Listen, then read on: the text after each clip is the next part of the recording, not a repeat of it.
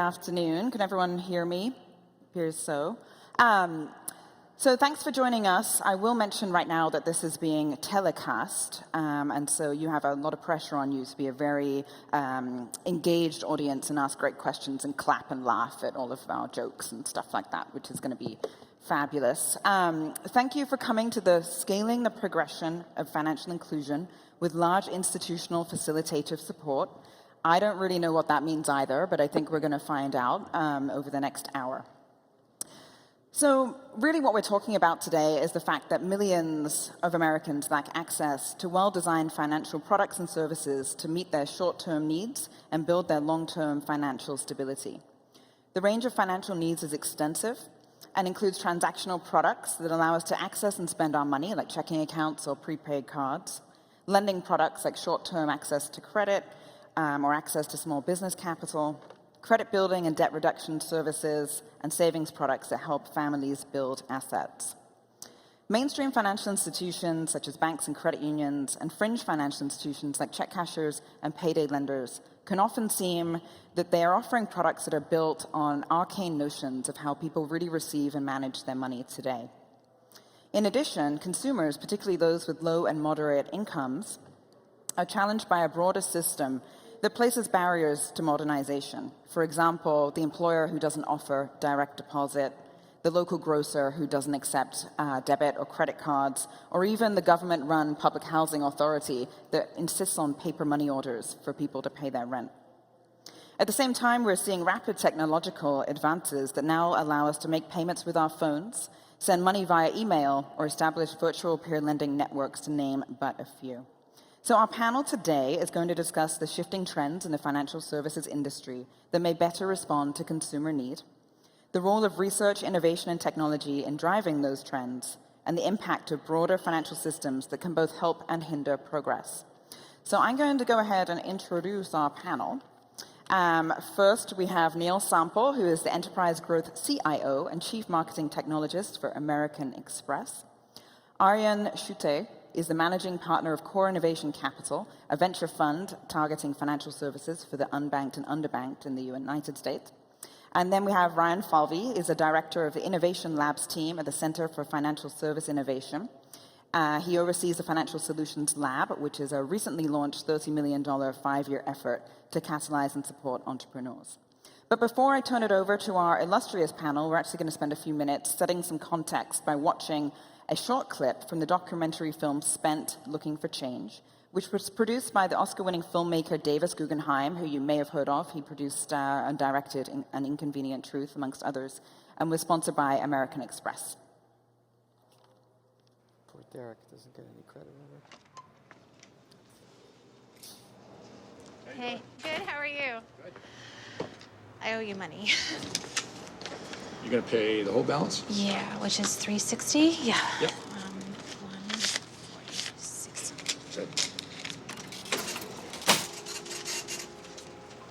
How much would you say you spend in expenses every month? The monthly expenses are primarily business expenses. Miscellaneous stuff for the kids, be it field trips, lunch money. Gas money, 60, 80, maybe $100 a week in gas. Electricity, I have insurance. dental insurance, health insurance. Medicines for the kids. And as one bill gets paid off, And the next month, it's more money. For 4 people that go to the movies, it's over 100, 150 for phones. A lot of little expenses and then big expenses. Would I be able to do like a swap of machines to get towards this? Every month we spend anywhere from $2,800 to $3,500. Sometimes I'm left with hardly anything. Sometimes it's nail biting. It's a roller coaster. I have all this massive debt behind me and it feels so overwhelming. We all want to get the most out of life. A great family, an education, a business, a home. It's a 3-bedroom/4. But for a growing number of Americans, the price of getting ahead is higher because of a financial system that leaves millions underserved. You just have to kind of tuck your chin to your chest and keep going forward. Don't give up, even when you want to. There's not ever the option to not make it work.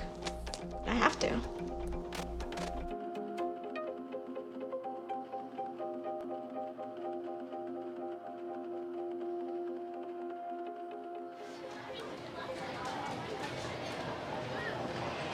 Yeah? Let's race.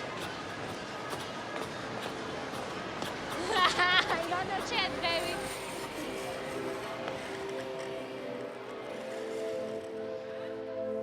I grew up dirt poor. We were on welfare, we were on food stamps. I remember the first day of school, you know, everybody's always got their best gear on, everybody's ready for the first day of school, and my best gear came from Goodwill. I often look back at my life. From an early age, there was a lot of wanting and disappointment. Despite his tough past, Justin's built a small production company and wants to start a life with his girlfriend, Brittany. Now that I'm an adult and I'm making it, I want to carry my whole family on my back so nobody ever has to want or worry.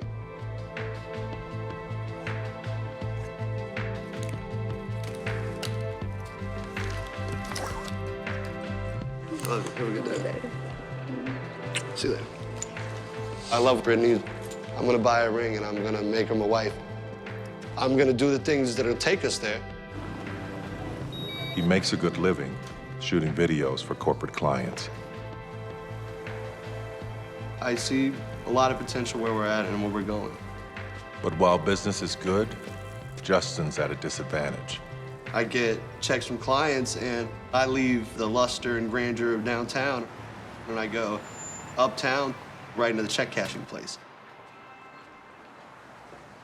I'm doing good. I'm tired, but I'm good.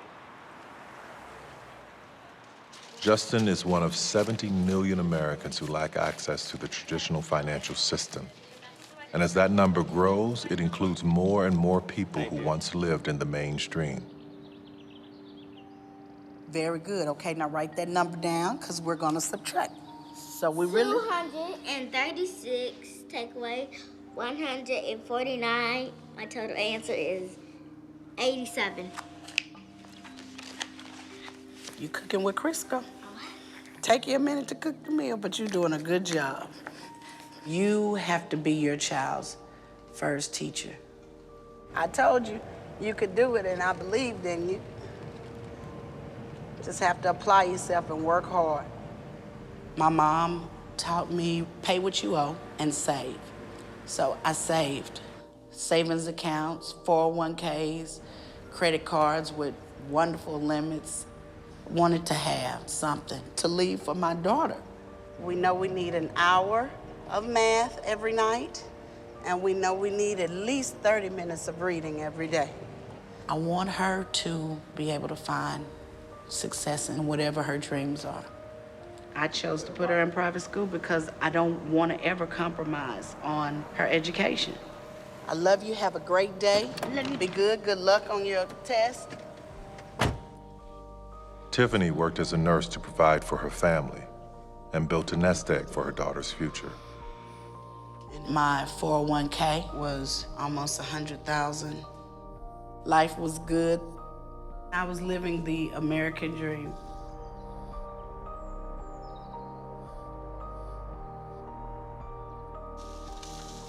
Hey, honey. Yeah. You were right. There's a little too much water. Well, there'll be crepes. Some of them will be crepes and some will be pancakes. Dude, I like it. When Melissa first met Alex, he had a career in the music industry and was doing what he loved most. I love this thing. After one of the shows, I went up and talked to Alex, and kind of hit it off. No kind of about it. We just hit it off. We hit it off. About 10 weeks after our first date, he asked me to marry him. Just like everything else in our life, the family thing happened pretty quickly. With 2 kids and 2 incomes, Alex and Melissa had a healthy, happy home. Times were good, everyone was doing well. And then our reality changed overnight. Their son was diagnosed with autism. Shortly after, Alex was diagnosed with multiple sclerosis. It was terrifying, and then what happened was I focused on the kids. Does it matter? Yes. Which one do you want to get? Go Burlington. Burlington. Go Burlington. Not today. Not today. Today. What are we doing today, Jonah? Look at mommy. Stay home. Stay home. I can tell you to go and I can schedule it, but if you don't go, I can reschedule. Ma, he has to test your eyes. I had just gotten a new job. I had steady income, but then my mom was diagnosed with cancer. That's my number one patient. How can I take care of somebody else when I have my mom suffering at home? Tiffany decided to leave her job so she could focus full-time on her mother's health. I thought that I could come back to the workforce and just pick up where I left off. The picture of the financially unstable is a picture of you and me, but for a couple of breaks. Between Alex's illness and Jonah's diagnosis, this became this huge expense that we had no contingency plan for, we had no savings for. Alex's illness affected his ability to work, and he was forced to give up his job. So they did what many Americans do at their bank. If a bill came up and we needed to pay for the power or the cable, we knew we could go ahead and write a check and it would clear. When a customer withdraws more money than they have in their account, they can give their bank permission to cover that cost with an added fee. This is called overdraft protection. Banks were increasingly looking for profits from these classic consumer check accounts. Some customers didn't make money for banks, so they found other ways to meet costs.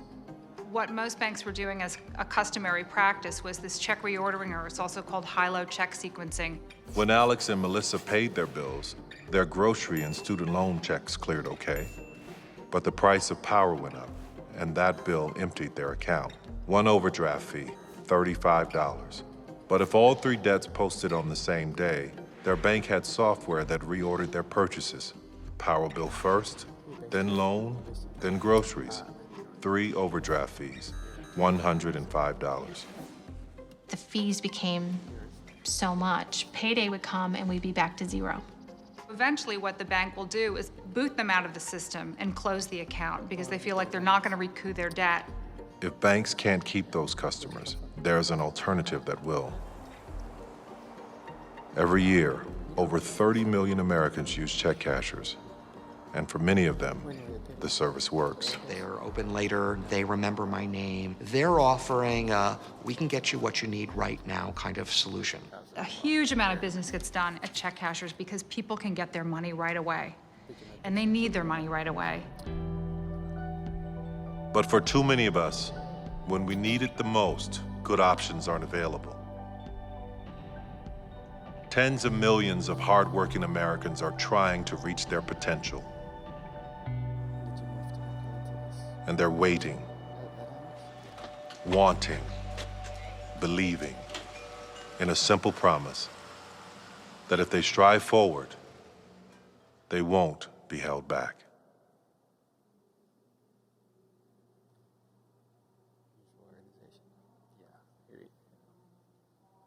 Well, I think that's the end of our clip.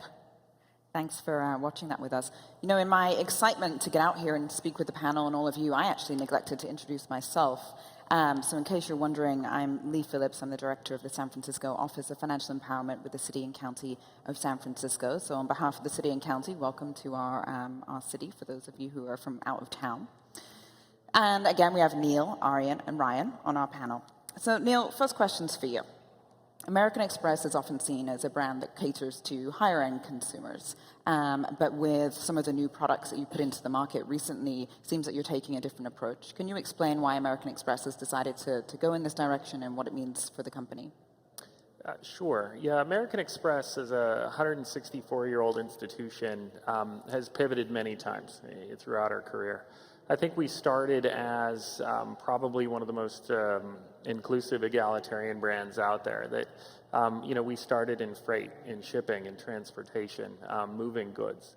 From there, our entry into financial services really also started in a fairly egalitarian way, and products like traveler's checks. It's been relatively recently. It wasn't until the 1980s that American Express was seen as an exclusive brand. Ultimately, though, the core of our brand value proposition is really around service. And it's the service of the customer, whether they are financially well off or in many cases underserved, that we really focus on. So this transition from, or this pivot from an exclusive brand to becoming an inclusive brand is really a natural extension of our service promise. And we believe that that service promise can be delivered across the economic spectrum. Thank you. And so, Arjen, we've known each other for some years, and I know that you've been a quite vocal critic, both in your role at Core Innovation Capital and at the Center for Financial Service Innovation, in the fact that mainstream financial institutions have been failing to meet the needs of millions of consumers. I mean, we sometimes think of these as marginalized populations, but someone brought the point up yesterday on another panel, like, well, there's so many, you know, like it's not actually that marginalized. It's large numbers of people. Are you seeing any changes recently that are making you more hopeful or optimistic, or how are you feeling about the financial services industry today? I'm feeling excited. Indeed, things are changing a lot.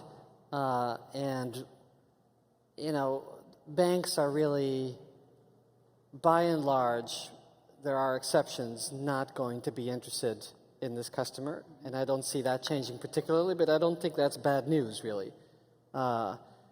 Since we've been working on basically financial inclusion for the underbanked in the U.S., I'm incredibly heartened by a number of things, and a key one that's a really recent one is in the last couple years, there's been tremendous innovation tying into the infrastructure of banking. And so there's a dozen or so startups that are starting to build APIs into the way banks work, which I think is going to have as dramatic of an impact on financial innovation as Amazon Cloud Services, for example, did on technology development, right?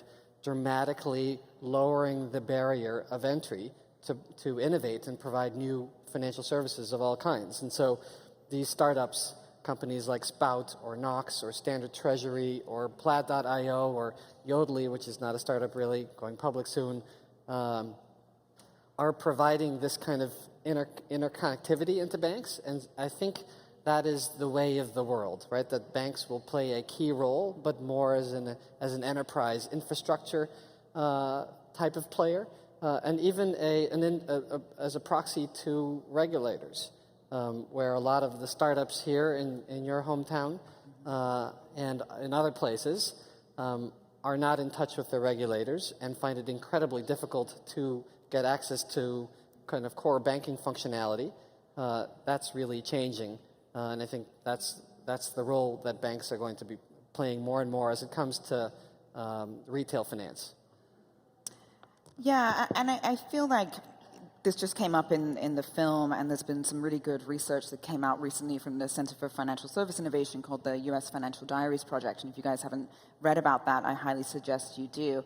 And for me, as someone that works in public policy, one of the most interesting things that has come to light is that people don't access their money and their income in the way that we really traditionally think they do, or in the way that we've designed systems to support. So, for example, we may assume that people get paid every 2 weeks a regular amount of money, and they're able to pay their bills once a month. That's pretty much how it works right now. But what this research has found, and what's reflected in this film, and we're seeing more of, is that this is a much more volatile picture for consumers. That people are weaving together income from a variety of sources, multiple jobs, public benefits, etc., and that things aren't as consistent. But yet, on the other side, we have this financial system that seems to assume consistency on the part of consumers. So I'd love for all of you to weigh in on this, but Ryan, I'll start with you as one of the newest CFSI team members. How is projects like the Financial Diary shining a light on the types of work that you're hoping to support over the next few years? Yeah, I think the work that we've done with the U.S. Financial Diaries has been really illustrative for both us and looking at this market, but also increasingly for startups and thinking about how they can build products and services to address, I think changing consumer behavior generally. And I actually think that's a lot of the reason you're seeing interest by larger financial institutions such as American Express and certainly our partnership with JP Morgan Chase is a desire on the part of these institutions not just to serve a customer segment, to really get a better understanding of how there's a lot kind of built into that changing behavior. You have jobs are becoming a little bit less stable to a certain extent. You're more frequently moving around, you're more mobile.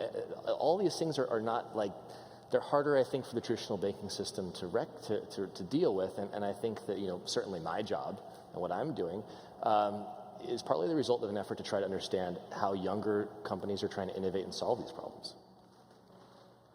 I think it's noteworthy that the U.S. Financial Diaries Project had its history in South Africa, or in Africa, and the power of the research, in my mind, and the utility of research in general in this field is that it provides much needed empathy. Right, and there are so many people right here amongst us, and I think it's something that film tells so well, right, that these aren't the welfare moms who we all think the underbanked to be. These are totally normal people, right, but for a hitch in the road, or whatever the turn of phrase is in the film. And both industry as well as advocates, by and large, I feel like have an absence of well-informed empathy. There's tremendous sympathy for this customer, but there's very little understanding of these people, who turns out are all around us everywhere. And so that's why I think, what that project is doing is really exciting and important. Yeah, I think one of the amazing outcomes is that it really provides a view into a community that's previously been invisible. That the standard financial systems, that if you look at banking, if you look at money transfers, if you look at loans, if you look at credit bureaus, they don't capture those behaviors. They don't know what's going on in the cash economy. They don't know and understand and can empathize with the stresses that these folks are going through on a daily basis.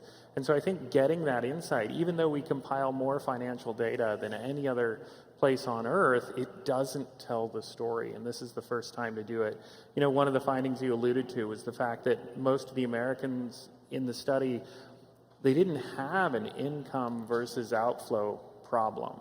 They had a cash flow problem, is that the money wasn't as even as they needed it to be. And then they would enter into alternative financial systems. They would start paying fees and they would start paying interest, et cetera, and then they would fall behind. But until that point, they made enough to cover their bills. It just didn't come in at the right time. And that was something you couldn't see from an impersonal, institutional lens on just the financial flows. Mm-hmm.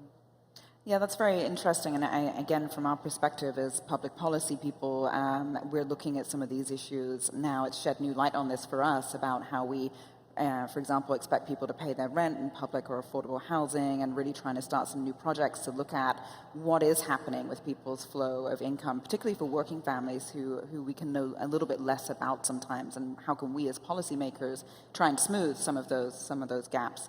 Are you seeing any new trends coming out right now that could help with this? Any of the companies that you guys are working with or investing in who are specifically looking at some of those issues that we were just discussing? Well, I've been doing this for like 3 months, so Good. So you've seen many. So take it away. Yeah, tell us. I think the fact that this conversation's happening at the level, I mean, again, going back to the fact that we do have the Financial Solutions Lab, which is a partnership between CFSI and JP Morgan Chase to try to the goal of it is really to get more entrepreneurs building products and services that help address some of these problems and improve consumer financial health. The fact that American Express has been such a prominent voice in this conversation, I think that shows I think it's a recognition that there's a lot happening in the space, and there's a lot of entrepreneurs. Ariane referred to a number of really interesting kind of companies that are coming up. Those are all very small companies that were, most of them weren't around 2 years ago. And there's another kind of wave, we saw at the Village Capital pitch sessions yesterday, where these companies are now creating consumer products in ways I don't think entrepreneurs would have been thinking about even 2 years ago.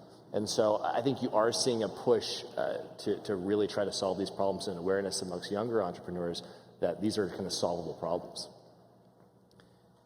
I mean, along those lines, we're going to see a wave of IPOs in the next year, starting with Lending Club Yodlee, a number of others, right? There's going to be a dozen or so of companies who are financial services companies, financial technology companies. This hasn't existed, right, in the last quite a few years. Those IPOs are going to only give way to a tremendous influx of new innovators. A lot of the generalist sandhill firms here, venture capital firms, are starting to invest in financial technology. That was not true 5 years ago. I remember when we pitched Core 1 4 years ago, there was a slide on our deck with a kind of a big aha for me, which is 2% of all of venture capital is allocated to financial services companies. 8% of all venture capital returns is coming from financial services companies. That had been the case for the previous 8 years. We don't have that slide anymore because it's quite a different landscape. So that's quite exciting. Now, these companies are financial technology companies writ large. They're not necessarily serving the underserved, but I think incumbent upon them are new economies of scale, new types of assessing risk, new distribution channels that'll have tremendous impact moving down market. Yeah, the only thing I would add is there's a tremendous focus now, both in the technology community and the investment community and so on this problem. What I think is also interesting is that historically, the things that have been culturally relevant, globally relevant elsewhere as means to solve these financial problems are being imported into the US. So as an example, lending circles, which have been relevant for hundreds and in some cases 1,000 years, we're just now getting here. We're bringing it in, and technology is enabling it, investment is enabling it, but it's opened a door to bring these solutions that have been globally relevant to the US for the very first time. And how do you feel, Neil, that the products like Serve and Bluebird that you're putting into the market now are going to help address some of the issues that the consumers in the Spent documentary are facing? Yeah. So one of the things that gets called out in the documentary is the fact that 70 million Americans will use these alternative financial services, whether it's pawnbrokers, payday lenders, title loan companies, et cetera. And it turns out those things are very, very expensive. That last year alone, it was an 89 billion, dollar charge to them in the form of both fees and interest. And so while those folks tend to have high rates and tend to take the most from those who have the least, at the same time, they fill a desperate need. They're filling a gap. And so the opportunity for us is to use technology and is to use brand and to use network and reach and distribution to change that. And so if we could take even half of that and turn $45 billion of those funds back over to the consumers that need them most, that's the kind of opportunity that we're presented with today, which can make an incredible difference in the folks like you see in the documentary. Absolutely.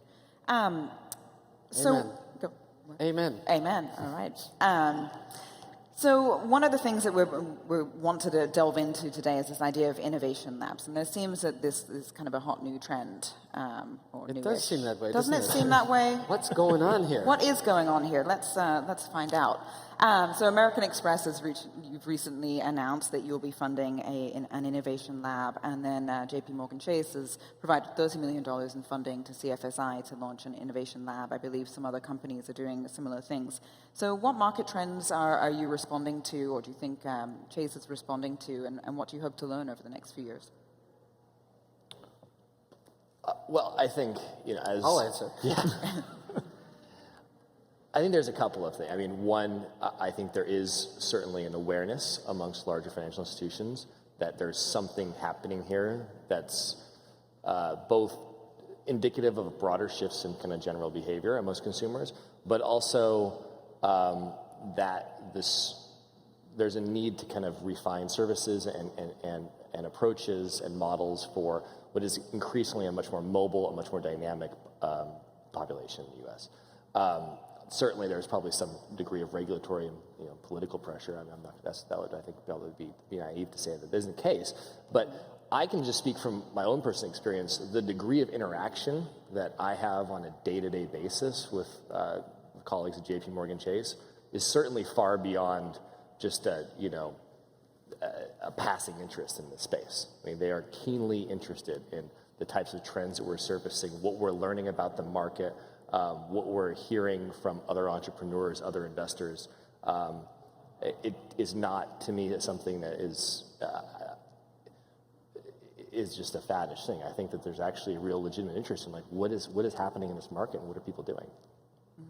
I think two things to add to that. First of all, for American Express, it comes from a fundamental position of humility.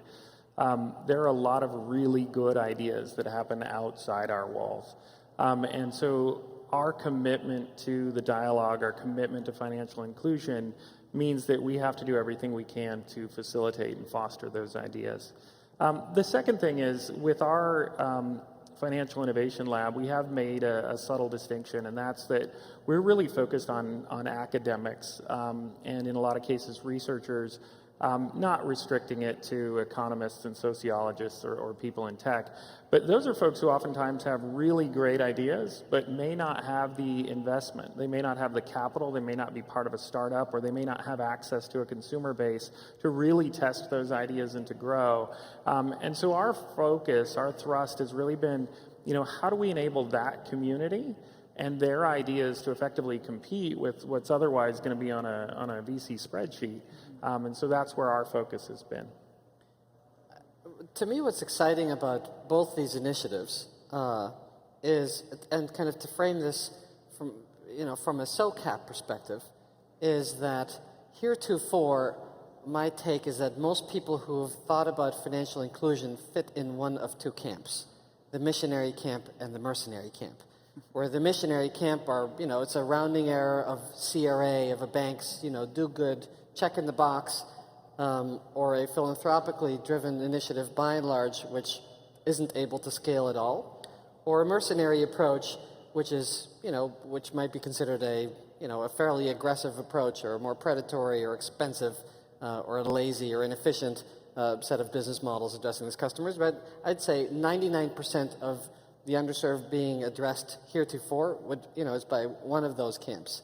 And what's exciting to me about seeing these initiatives from Amex and Chase is that this is emblematic of what we call a visionary angle, right? That you don't need to see this as a philanthropic regulatory check in the box, a rounding error that's inconsequential to the business, or that you need to approach this customer in a way that ends up being incredibly inefficient or predatory, that you can, in fact, build a real business by building real value, offering real value to consumers who traditionally haven't had the benefit of that.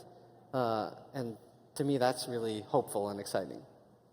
And it seems there's a connection between American Express and the prepaid products that you're putting into the market. JP Chase obviously has their Chase Liquid Card. Arian, is this a trend that you would have predicted, this move towards prepaid and those types of products to serve lower-income consumers?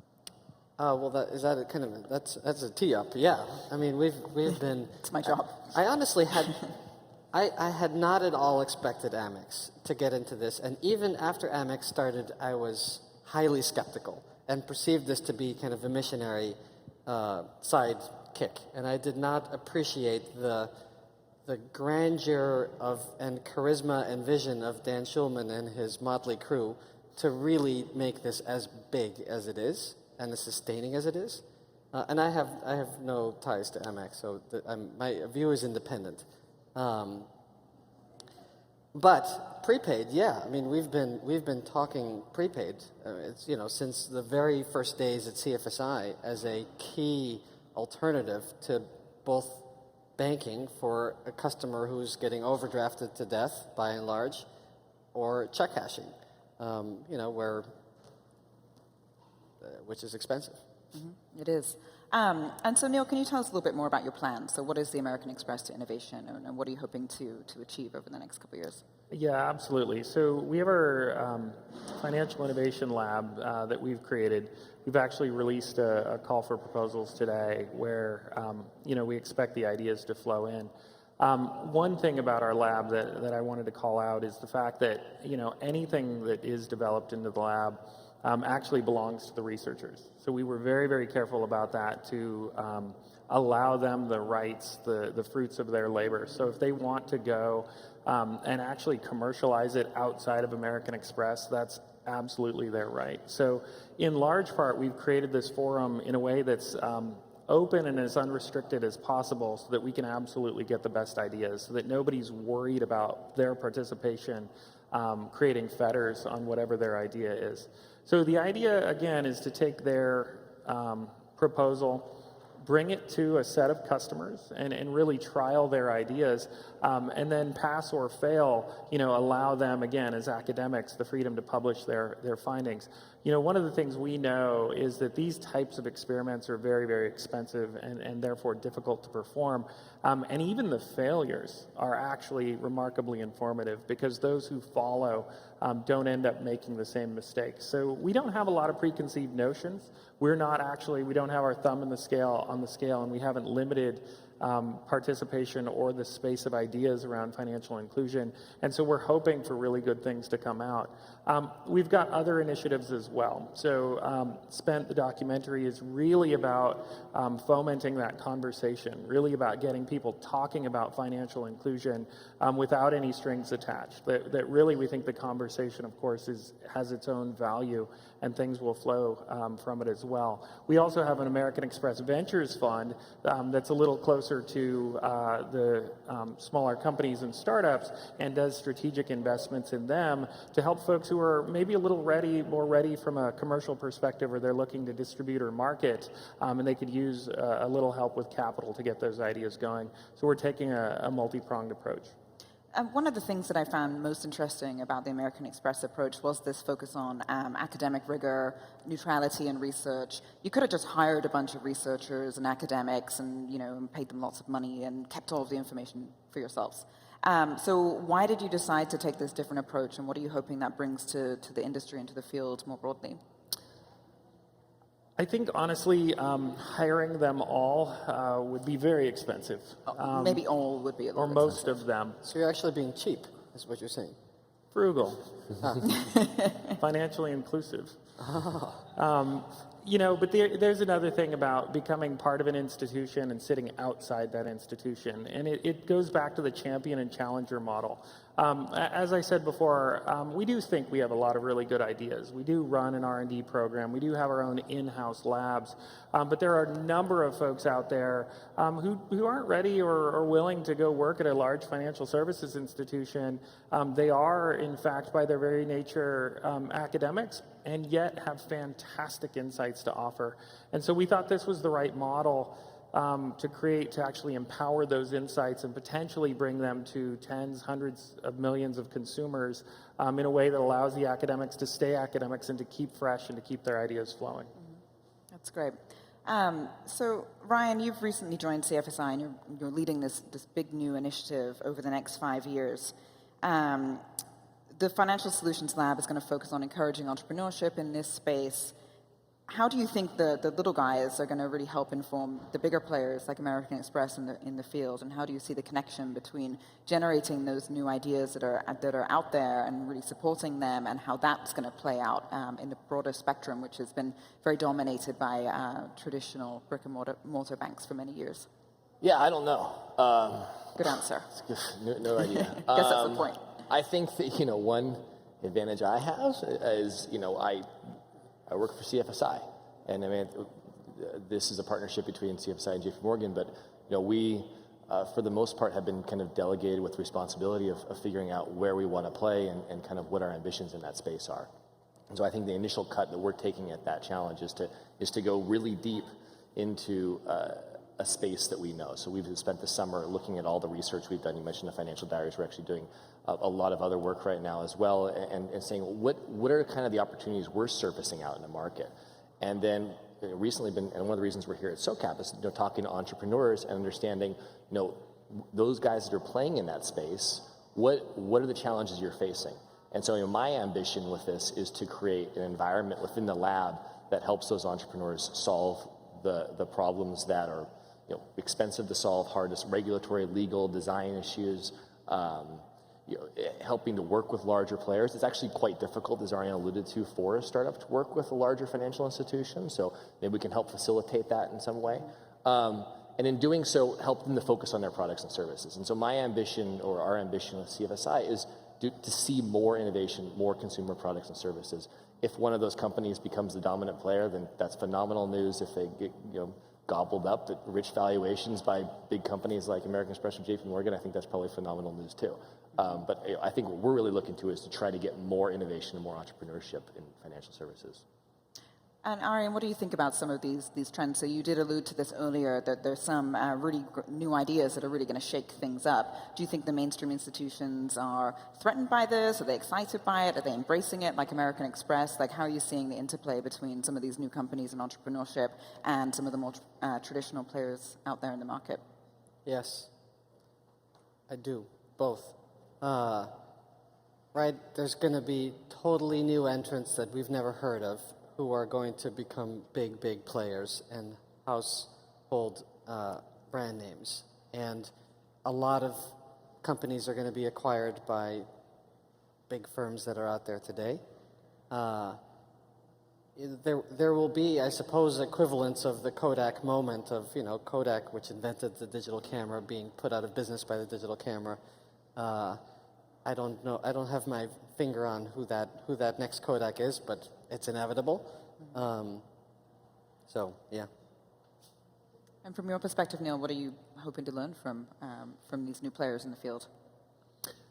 Whatever they're willing to teach, honestly. I think some of the benefits of having these smaller players is that they are nimble. They are able to innovate quickly. They are able to import these ideas from the entirety of the globe. And they present amazing opportunities for us. By contrast, there will be stumbling blocks. There will be moments when they realize that it's a fantastic value proposition for a consumer, but it runs afoul of some core regulation. And so I think what we'll hopefully see is, again, real push on both the financial community and the regulatory community to do the right thing for these consumers, that we are living in a different reality than when many of our laws were written, and that the opportunities that technology provides, the consumer formats, the modality of practicing your finances is now different than it certainly was 10 years ago. I challenge anyone who 10 years ago had an iPhone or an Android to raise their hands. I'm assuming it's still the empty set. And yet nowadays we look at many of these smaller companies in the financial inclusion space developing apps that allow for money movement or transmission in a way that couldn't have been done before. An interesting point. Yes. Is I think it was Accenture recently did a survey on who preferences around financial services, and 73% of those surveyed said that they would prefer Google, Amazon, and Apple over the top 3 banks as their primary financial provider, and I think that's a pretty interesting tale. I think it is interesting, and I think it goes back to a comment Neil made earlier about being focused on service and customer service and coming up with products and services that really are meeting people's needs. So there was a lot there that you all just said. But one thing that I think you all mentioned was regulation and the regulatory environment that we're operating in, and it does seem there's a bit of probably a lag time between innovation and when the regulatory environment catches up to that. What thoughts do you have about that? And we have, I know, the newish Consumer Financial Protection Bureau has that Project Catalyst and other things that's trying to be more open and responsive to entrepreneurs and innovation in this space. But we're still seeing some disconnect. We also see some criticism from consumer advocates who are concerned about all of these new products and fancy things, that are out there on the market. So what kind of regulatory changes do you think need to happen in the next couple of years to really put better products out in the market?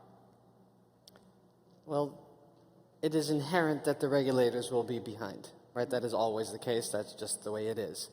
But beyond that, it seems like it's really important to have more dialogue between the innovators here, let's call it on the West Coast, even though they're everywhere, and the regulators on the East Coast, and they're everywhere. and there is very little of that, right? And I think that's there is a big bank lobby, there's a small bank lobby, right? There's an alternative financial services lobby. There is no fintech lobby. There's no real financial inclusion lobby.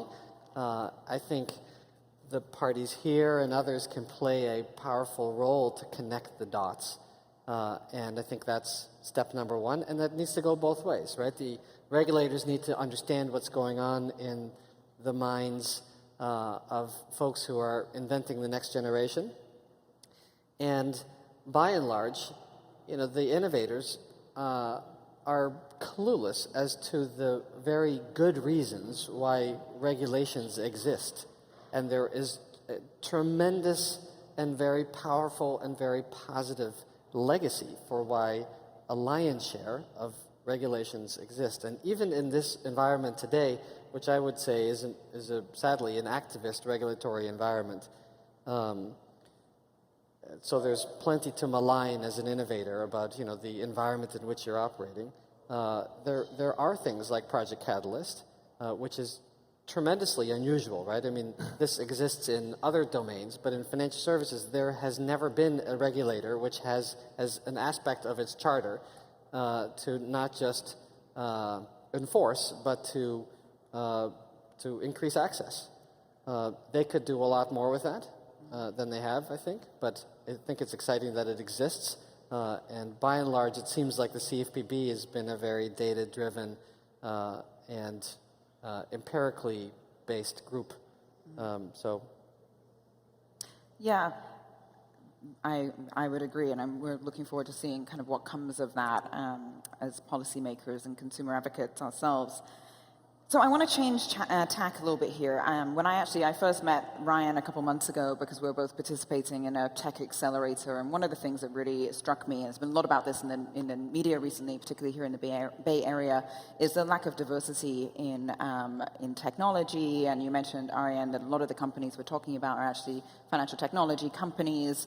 We're not exactly a rainbow up here on the stage ourselves, and I'm the only one in a dress. So what do you guys have? Early. Yeah. It's early. It is early, that's true. The party hasn't started yet. But, so you're thinking about entrepreneurship and innovation and research and bringing new voices. What are you guys' thoughts about how we can all do better to make sure more voices are heard and included and more folks are accessing those opportunities, particularly when the clients that we're talking about serving are largely immigrant, minority, female-headed households, et cetera?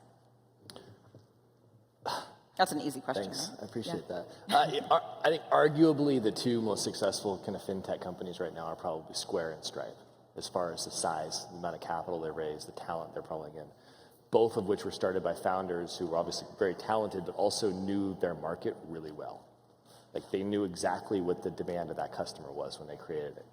And they've been very focused on that value proposition. I think it's very difficult to create products and services if you don't understand your customer. And I think to a certain extent, this is a space where people who come from more diverse backgrounds are going to do very well.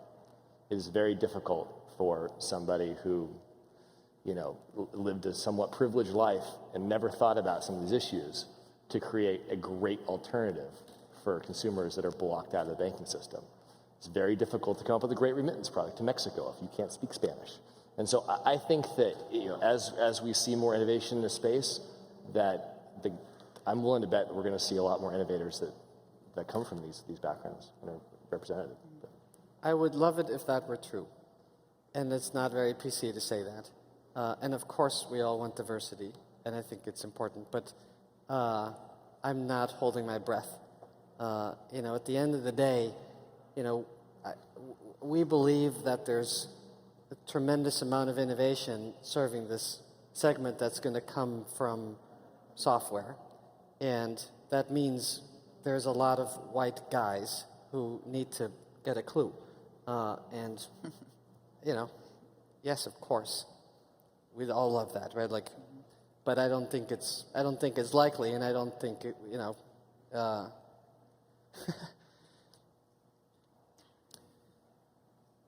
Despite my fairly obvious shortcomings on the diversity front, I'm actually sort of privileged with the ability to do what I do at American Express. So American Express is the only Fortune 50 company that's also a top 10 company for women to work at. My own team, Sarah Tresh, heads our engagement marketing, our BI, data and analytics. And on the developer side, our head of development has the luxury of being both minority and a woman. And half her leadership team, her vice presidents actually, her senior leadership team are as well. So, I think the problem is the advantage that we have is fairly unique in that the industry and both financial services and technology segments tend to be relatively not diverse. And when you cross those two, you end up with this panel. And so, I think I challenge all of us to do better. Absolutely agreed. So I have one last question I'll throw out to the panel, and I think we are going to leave a couple minutes for questions from the audience. Time is flying by. Ryan, I'd warned you that when you mentioned in our prep call that we need more than tech, that I was going to bring that up today on the panel. What do you guys think about this hyper-focus that we seem to have on technology-based solutions? Is that keeping pace or outpacing our consumers' ability or willingness to use these solutions? And what kind of reflections do we have on the idea that technology is not going to solve every problem, or maybe it is? So I had a conversation this morning with Arlen Divich, who's the CEO of PayPerks, and she was saying, in this space, in fintech, great ideas are easy. You can come up with great ideas like no problem. But actually getting them done is so hard and such a slog that what you're really looking for is just persistence and just not ever just giving up, just charging ahead, being opportunistic about partnerships that you might be able to strike, about playing off larger players against each other, about just kind of squeeze through until you can kind of make it. So yeah, I don't think this is a tech issue. I think that a lot of this is like about just persistence, about trying to figure it out. It's about, just getting, kind of faking it till they make it a little bit. And I think in tech, and fintech especially, you kind of got to do that to a certain extent. And so, I think that's kind of what I was intending. Other thoughts? I think technology is critical, and it is the only way that you can do things that are exponentially different than what's been done before. On the other hand, I also definitely agree that technologists are messianic and believe that they are solving the world's ails, and I don't particularly believe that everyone in Silicon Valley is changing the world, nor is the financial inclusion movement at its best. I think it is ameliorating a difficult situation, and I think that is okay. That is actually very powerful, right? Like, there's tremendously powerful amelioration that doesn't solve for the issues of a vulnerable middle class and of limited mobility and of an income divide. Technology can have an incredibly powerful impact, but it is quite limited in its ability to really change some of those things. Yeah, I think it goes back to the root of what is fintech. That we can take the tech side of that equation and we can essentially decrease the cycle times down to iteration in minutes. But going back to that regulatory question before, on the fin side, if it takes months or years or even decades to adopt that change or to enable that change, that the tech almost doesn't matter in that type of environment. But ultimately, you ask what does matter. I do think tech is a valuable ingredient. But at the same time, we talk about large financial institutions support. Think about what the large financial institutions bring. They bring supply chain management. They bring distribution. They bring brand and trust. They bring capital. They bring support. They bring, to the lab's perspective, a safe way to try these things out without running afoul of the regulators. So I don't think it's enough on its own, absolutely, but it is a critical component that can be brought together with large institutions to really make a difference. Absolutely. So does anyone out there have any questions? Any questions from the audience that you've been thinking about? Because I can keep going and asking more questions. I know, it's because you're doing such a good job of being so thorough. So going beyond this relationship between the large institutions and the consumers, and then we got the entrepreneurs, there's other folks in this ecosystem as well. And a lot of the time, I get, as someone that works for the government, increasing numbers of startups and entrepreneurs coming through our office and talking to us as government, what we can do to endorse what they're doing, to promote what they're doing, and also we got a pretty large reach ourselves into the consumer market. So I'm wondering, what do you guys think that financial institutions and entrepreneurs alike can learn from the public and nonprofit sectors, and how can we do a better job of working together? I think you're totally right. I think that any smart entrepreneur in this space looks very quickly for people to partner with and looks for problems to solve, and they try to work within their community. And when we met, I was actually working on a fintech startup, which wasn't a very good one, obviously, because now I have a job. But you know, it's you have the ability to plug someone into like a set of problems, a set of people that needs a solution. And I think to work more closely, I think there should be a broader recognition amongst kind of, whether that's the investor community, whether it's other large banks, whether it's people like me that sit somewhere in between, that those community stakeholders are a great place to find talent and referrals and great people, I guess. Two things. Financial services and certainly financial inclusion is not a Stanford problem. And B, the second you walk outside your door, you're making a political act. And financial services is quite controversial, especially credit, right? And has been historically and is worldwide. And so on the former, it's not a Stanford problem. You can't just build an app. It requires both a patience for and an ability to intersect with a much broader set of stakeholders, which includes governments and nonprofits. And if you're not into that, you're not going to succeed, ultimately, in this game. And on the latter, the second you step outside, you're making a political act. There is no way to do credit for the underserved in a way that isn't going to be damned if you do and damned if you don't. Right? There is no APR other than 0 that won't, or maybe low single digits, that won't beget the ire of someone very, very vocal.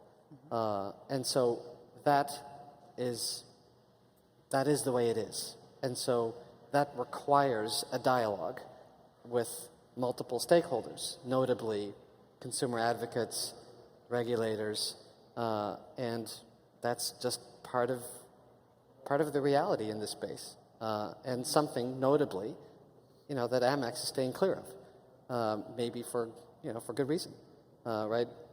This is a payments strategy.